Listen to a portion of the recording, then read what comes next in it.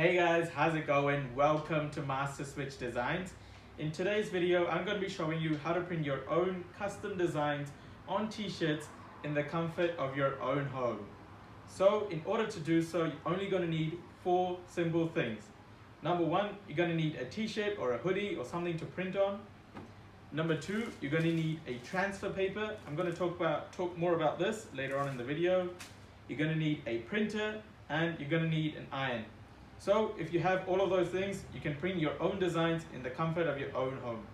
So without wasting any more time, let's go right on with that video.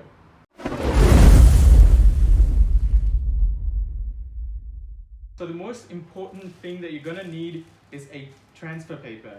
Now there are 2 basic types of transfer papers. Number 1 is a dark transfer paper and number 2 is a light transfer paper. The only difference between a dark transfer paper and a light transfer paper is the color of the fabric that you're going to use to print your designs on. For example, if you're going to be printing on black or brown or any dark color, you're going to have to use dark transfer paper, which is what I have today.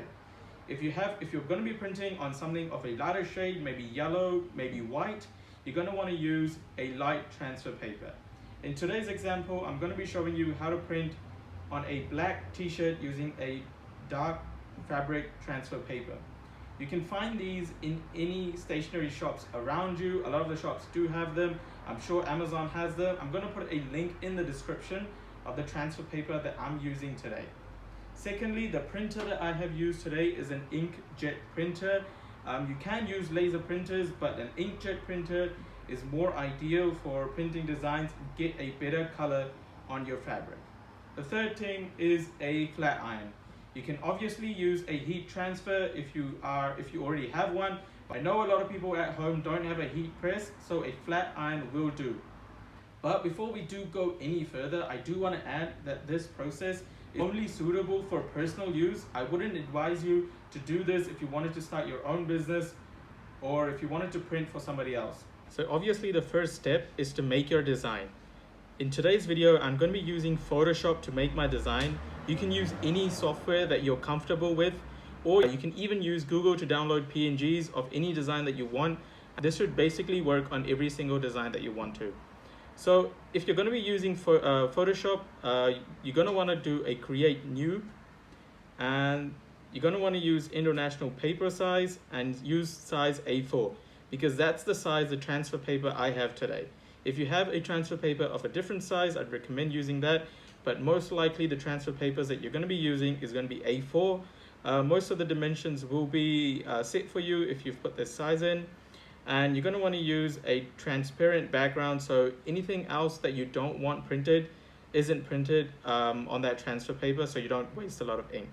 So I'm going to go here and quickly click OK, and now you have a blank canvas to make your design the way you want to. For today's design, I'm going to be using the NASA logo. You can use anything that you want. Try to keep it simple so it's easier to cut around. Make sure you measure your paper by keeping it on top of your t-shirt so you exactly know how big you want your design. For today's video, I only want a simple small logo, nothing too fancy. So I'm just going to place it on the top over here. Usually when I'm printing a couple of designs, I have other designs on the canvas over here. So it just saves paper, and it's much better to print a couple of designs if you have a couple prints to do. So just gonna go click here and resize and OK. Another tip that I would recommend to do is you select your whole design. Make sure you've got everything selected.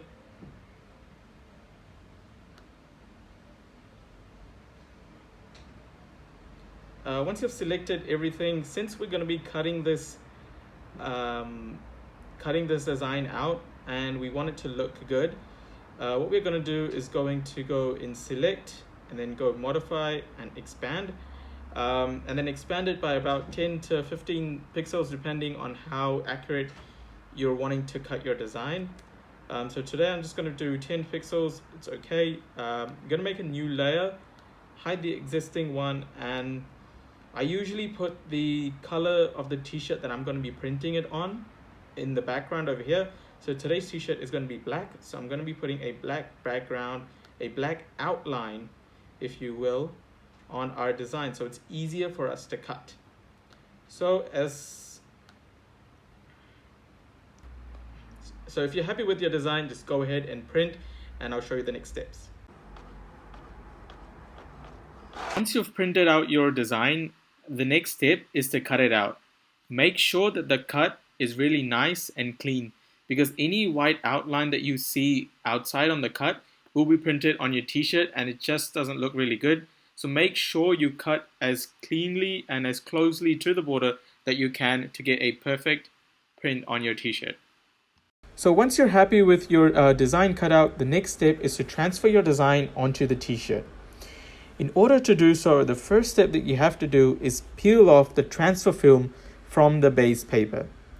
As you can see, what I'm doing in this video over here is I'm taking the transfer film off from the base paper. It kind of feels like a cloth, and once you start peeling it, you'll see what I mean. It's pretty hard to show in the video, but it kind of feels like a sticker, and you have to peel it out really carefully so you don't rip the design out. Once you've peeled off your design, the next step is to preheat the area that you're going to put your design on. Make sure you leave no creases so your transfer becomes seamless and it looks perfect on the t-shirt. Make sure to give it a couple seconds before you place your design on top. As you can see, I have no creases where I want to place my design, and I'm just going to place it upright and see the position and make sure that there aren't any edges of the design that are going underneath. So once you've placed your design onto the t-shirt and making sure it's oriented straight, the next thing that you want to grab is a grease-proof paper. This grease-proof paper should come with the transfer paper that you bought. It's a thin, clear paper. It usually doesn't have so many wrinkles on it, but I've used it a couple times, so it has some spots on it, but that doesn't really matter. What you want to do is place that on top of your design, and you want to place your iron on top of it, making sure that you heat every single area of the design. Now, I usually do this for a couple seconds, maybe about 50 seconds to 1 minute. Every single area of that design should be heated for about one minute. So once you're happy with your heating, you can take the grease paper off, and the design should look perfect. You have to give it a couple seconds before you even touch it. So I usually stretch out my t-shirt just to see whether or not I have got a good print. So that is it, guys. It is as simple as that. As you can see, the logo print was really good. It came out really beautiful. I'm really happy with this print. The colors are really good, and even the cutout is really, really good. So hope you guys enjoyed watching this video. Please hit that subscribe button if you haven't done so already. And please hit that like button and show me in the comments how your prints were. And if you have any questions, do leave them in the comment section below. So that is it. Thank you guys for watching. Bye-bye.